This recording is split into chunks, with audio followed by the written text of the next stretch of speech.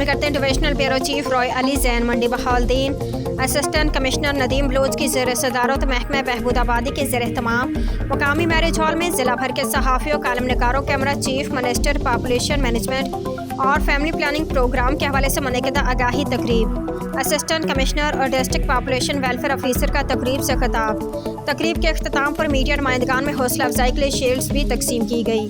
Assistant commissioner मंडी Bahauddin Nadeem Bloch का महकमा बहबूद आबादी के ज़ेर एहतमाम म्यूनसिपल कमेटी हॉल में मीडिया नुमाइंदगान में फैमिली प्लानिंग आगाही के हवाले से मुनक़िदा तकरीब से खिताब करते हुए कहना था कि पाकिस्तान आबादी के लिहाज से दुनिया का 5वां बड़ा मुल्क है। 4.25 करोड़ आबादी वाला मुल्क अब तकरीबन 23 करोड़ आबादी तक पहुँच गया है और अगर आबादी के मसले को हल ना किया गया तो 2047 तक मुल्क की आबादी 50 करोड़ हो जाएगी, जिससे मुल्क में गुर्बत, बेरोज़गारी और अफलास बढ़ेगी। उनका कहना था कि हालिया अरसे के दौरान हुकूमत ने सेहत और तालीम की सहूलतों में बेपनाह इजाफा किया, लेकिन मतलूबा नताइज नहीं मिल सके, जिसकी वजह शरह आबादी में बेतहाशा इजाफा है।